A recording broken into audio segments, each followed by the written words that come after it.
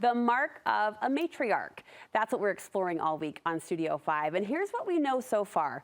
Matriarchy looks different on everyone, right? But there is one thing in common, and that is the simple truth that you matter. Matriarchs matter.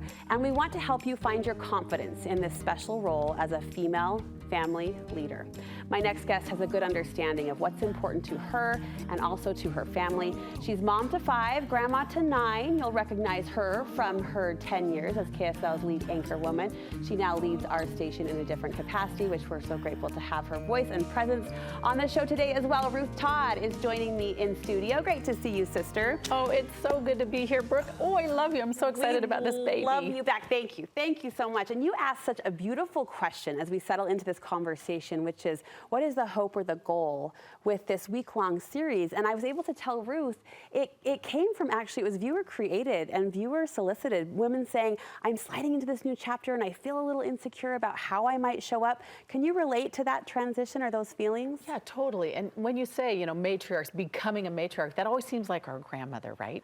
That's a little, it sounds a little old. A little dated. Really, what is it? It's about mothering. It's about the influence you have over the people that you love and the people that are in your life and in your world. And yeah, I do believe they matter. One question we've been asking all of the voices and all of the women who have contributed this week so far is, why do matriarchs matter? We talk about it kind of being an old-fashioned term that, interestingly enough, is getting modern steam, I think, as women do lean in. Why do you think that impact is so important? When I was thinking about matriarchs, and you told me we were going to talk about this today, I was thinking, isn't it interesting? We think about ourselves as planting seeds for the future, but we're also, we've had torches passed from woman to woman. I think of my grandmother, the things that I remember about her, my own mother who turns 90 in January, and she's really our family matriarch.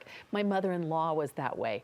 And it matters because whether you're planting seeds or passing a torch or receiving a torch, you are keeping something really important in that family culture alive. I love that visual and that metaphor of the torch moving forward. There is maybe a vulnerability as the layers are removed a little bit and you move closer and closer to the top tier on the ladder. Can you think of a time, Ruth, when you felt called to step up and lead your family in this capacity?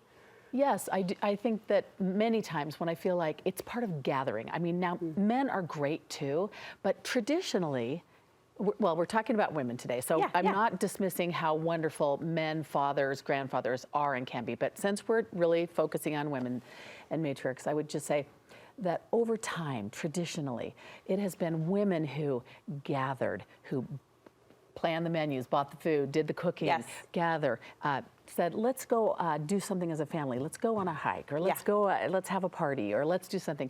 And I think that it's important as women to really be thinking about how you gather people, and with technology, it's great. I have grandchildren in Connecticut. I have grandchildren in Texas. You can gather on FaceTime, and that's wonderful, but you have to be intentional about, we are going to create a family culture, and we want to take all those good things that have been on for generations, and maybe we're going to leave a few off to the side that didn't really feel so great to us too. But we're going to continue to create this family culture so that, there's always got to be an intention in it, so that every member in my circle of influence, in your circle of influence, feels the love, the belonging that they need to have to be confident young people growing up in this hard world and to be able to face the challenges. There is an epidemic of people not feeling belonging. And where better to have that feeling, to build that feeling, than your own family and extended family. I love how smoothly you were just able to articulate your why, and you brought the word intention to this conversation, which has popped up a lot this week. And I consider the pace of our lives right now, the pace of society, it does take an intentional eye and an intentional heart to lead out in this way, wouldn't you say? Absolutely. You have to be thinking about what you want to have happen and what you want for your children. And now for me, it's my baker's dozen, my 13 grandchildren, what I'm hoping for them. And you look at the state of the world and you are tempted to be so discouraged. And yet you don't need to be. There is so much good ahead. And so depending on what they can glean from that family togetherness or who they know they come from. That's a powerful piece, right? It is. It is. So when they can glean something that they can take with them and carry in their heart. I have a sibling that had a child that got into a really difficult situation at school where it escalated to the school, the district, everything. And she was talking with a therapist, and a therapist said to this sibling of mine, when I talk to your child involved in this problem, this child lights up when they talk about their cousins. Wow. And I thought, the power of cousins, and this therapist was like, it's amazing that this kid is going to be fine because of the power of where this kid comes from and fits into that family. That's really powerful to me. And a matriarch can be at the center of those connections, those cousin connections, those family connections. Not only the relationships that become powerful, but I was thinking as you rattled off some of the tasks that women traditionally do and do so well, the tradition keeping or the gathering, the party throwing, the Sunday dinners. The New York Times last summer put a name to that and they called it kin keeping. I don't know if you saw that article. I love that. But it was the idea of kind of going back to your analogy, women who are carrying the torch forward in intentional ways and binding their family through these connective activities. And it was amazing to see how women rallied just being given a name. That task was giving a name. I'm a kin keeper. And I think there is something to that, like calling out what you're doing and recognizing that those little tasks or those little relationships, like the cousin connection, they do matter and they do go far. Yeah, in our family we say cousins are magic. I love it. Somehow cousins just are magic. Yeah. Now, I do think it's important because I need to know this myself. Everything you do and every time you gather or thing you plan does not need to be Pinterest worthy. Thank you. It just doesn't. Yes. And kids won't remember all of that. It doesn't have to be perfect. And if something goes awry, it still isn't a failure. When you have decided, I'm going to gather, and I'm going to gather with a purpose this time, that might be around a holiday, that may be, we're going to remember Grandpa, or we're going to talk about, my mom is big on family meetings and family discussions, and so I think her 7 children have done that. I get on FaceTime with my 5 children's spouses and the grandkids, and it's completely chaotic. Every time we do it once a month, and we all on a Sunday afternoon get together, and we go around, and every grandchild gets to say what he or she has been up to, or something important in their life. So a little report.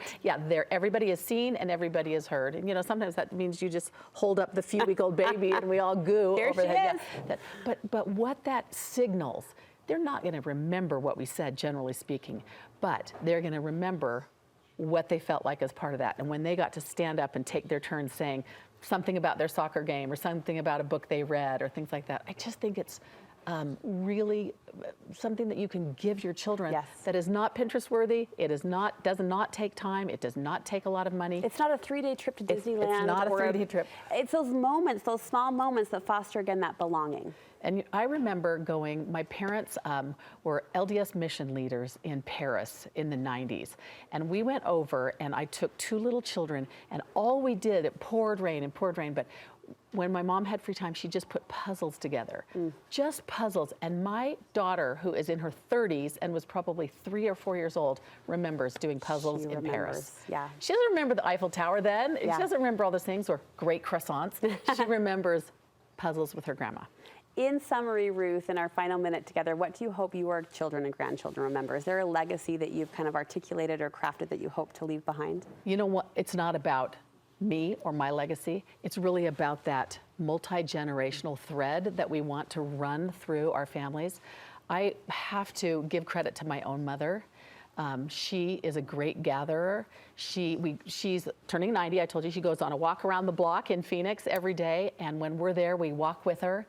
And she never misses a chance to get up and say, I want to tell everybody what I've been thinking. I want to share what I've been reading, whether that is in the scriptures, whether it's a great book.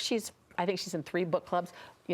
She's just finished, and she takes the opportunity to tell us what she's thinking, even if people don't agree with her. We have a huge family that doesn't always agree, but she takes the time to gather. She has gathered us our whole life. It is not Pinterest worthy, but it's perfect for our family. And I just think, throw yourself out there, gather those people, and in all the messiness and imperfectness, let people know you love them and what's important to you, what is the deep belief of your heart and your hope. I think that's what you do. It's not Pinterest worthy, but it's perfect for your family. I love it. Thank you for lending your voice and your heart to this series.